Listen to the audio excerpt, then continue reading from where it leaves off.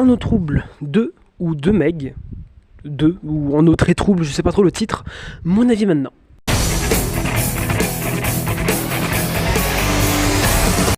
Ce film, mauvais, très mauvais. J'ai pas fait la critique de En eau trouble 1, mais globalement c'est un très bon film. Quand je vais le revoir un jour, je vais le donner mon avis, mais globalement j'ai bien aimé. C'était un nanar sympa, il était cool.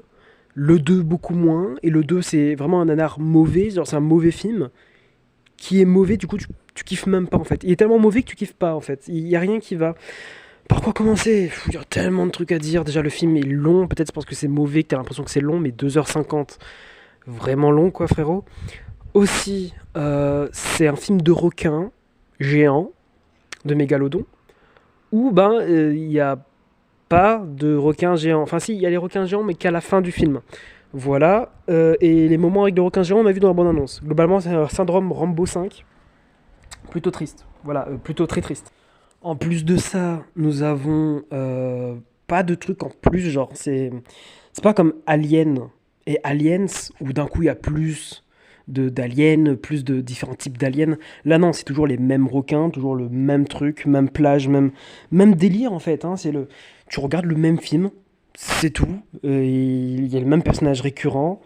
C'est moyen pas ouf. Mais si c'était que ça, alors, par quoi commencer?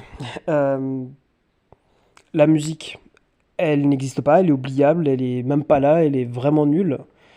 Les effets spéciaux, horriblement moches. En fait, ils sont passables à des certains moments et d'autres pas du tout. Voilà, il y a des moments où vraiment j'ai vraiment l'impression que c'est un green screen qui est mauvais, ou peut-être c'est à cause de la filmographie, enfin à cause de l'imagerie qui est trop banale. Il n'y a pas de lens flare, pas de couleur spéciale, pas de. Non, vraiment, c'est vide, c'est propre, c'est. Il n'y a pas de plan de caméra méga stylé, plan séquence ou de caméra qui pivote de fou. Non, c'est banal.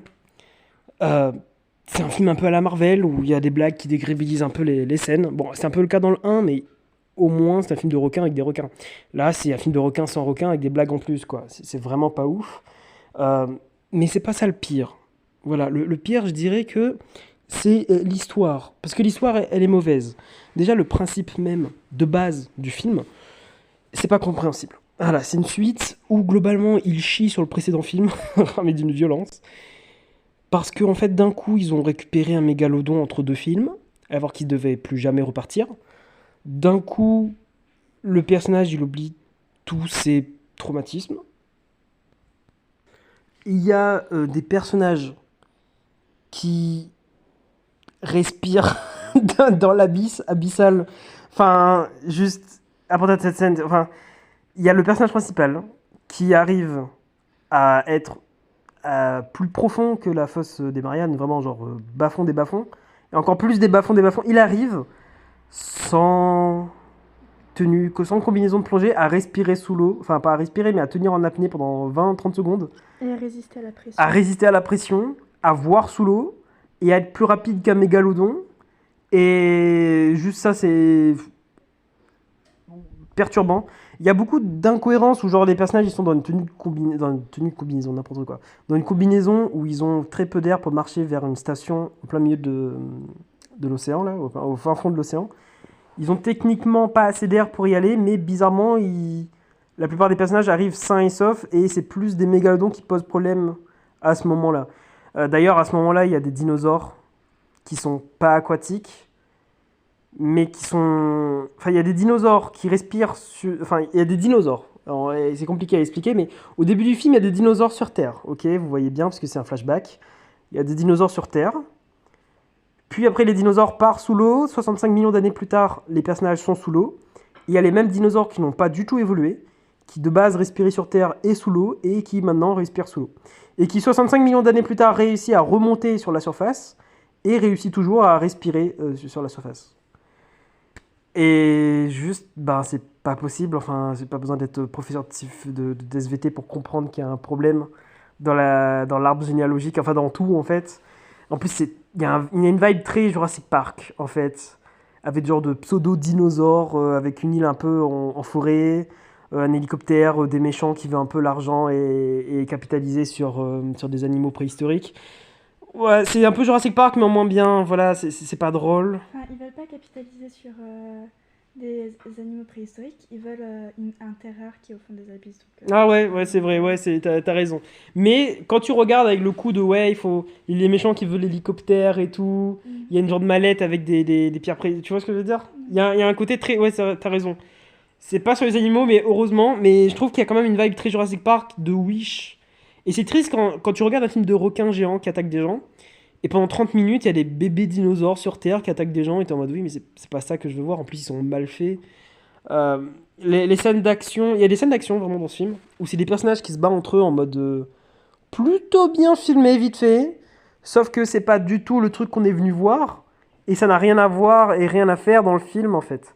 Il y a vraiment des scènes d'action où. En fait, globalement, le film, c'est comme les derniers Fast and Furious. Où il y a plus de l'action, des cambriolages et des explosions que des voitures. Et c'est plutôt problématique parce que de base, on est venu pour des voitures. Enfin, là, en l'occurrence, on est venu pour des requins et globalement, c'est ça le problème. C'est que ben, c'est mauvais. En plus, à la fin, c'est même pas trop une fin. Il y a beaucoup de faux raccords et à la fin, globalement, il y a toujours des requins en liberté, mais juste, on n'a pas le temps de finir le film. Le film dure déjà trop longtemps, du coup, on va clôturer le film ici, comme ça, c'est bien. Le, je sais pas, j'ai pas kiffé, mais genre vraiment pas du tout. Il y a, il y a rien de fou. Et le premier était vraiment très cool. Et c'est étonnant que je dis ça, parce que le premier en vrai, il est. Non, il est bien. En fait, quand tu regardes ces films, tu commences à relativiser sur tellement de films. Finalement, Dragon Ball Evolution, comparé à un autre groupe 2. Est-ce que c'était pas le meilleur film de tout? Non. Mais tu vois ce que je veux dire ou pas? Toi, t'as pas aimé le film? Bah, le problème, c'est qu'il y a des incohérences de partout, donc du coup, t'as du mal à t'accrocher à l'histoire et à t'attacher au personnage, Oui. sachant qu'il y en a une qui l'a clamsé entre deux films, Ah et ouais. une autre qui clame alors qu'elle était censée être en sécurité. Ah ouais, la barrière sécurité anti-requin? Non, pas la barrière sécurité anti-requin, la vitre. Ouais, la méchante. Ouais. Ouais, oui, c'est parce que. Il y a une vitre sur deux qui est dysfonctionnelle en fait. Voilà, il y a une vitre sur deux qui ne marche pas, et théoriquement, le requin doit pas péter la vitre. On a vu dans le 1, et entre-temps, ils ont renforcé la vitre, parce que c'est 5 ans plus tard. Mais un requin pète ça facilement, et d'ailleurs, les personnages arrivent à courir plus vite que l'eau qui les attrape à ce moment-là. Enfin, rien ne va. Vraiment, c'est c'est triste. Le film, globalement, c'est ça, c'est juste une tristesse abyssale, et j'ai vraiment pas kiffé. J'avais pas fait un compte. Ouais, bah, c'est dans le thème, hein, c'est marrant. Et ouais, vraiment, vraiment pas ouf. En plus, les personnages sont caricaturaux à fond, et ils sont pas attachants. Je parle notamment du geek, là, qui. Pas attachant, il meurt, rien à foutre. Vraiment triste. Triste pour Oui. ce. Et on fait la vanne sur plusieurs fois sur le fait que l'oncle il va mourir et tout là.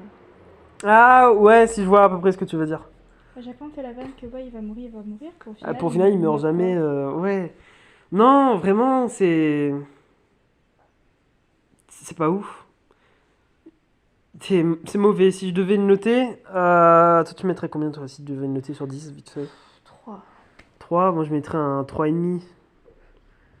Ouais, D'habitude 3, c'est 3,5. Ouais, c'est- d'habitude c'est l'inverse, c'est toi qui es plus gentil. Mais ouais, globalement ce film est mauvais. Ne le regardez pas, regardez le premier qui vaut largement plus le coup. Ouais, et au moins les jumpscares ils font plus peur que. Voilà, au moins, ouais, c'est vrai ça. Je réfléchis à d'autres trucs à dire, mais globalement non, c'est une grosse purge, très mal fait. En termes de visuel, histoire, audio, rien ne va, c'est même pas fun. Moi je vous dis abonnez-vous, lâchez un like, enfin non, pas trop, juste achète du pain, la bise, achète du pain.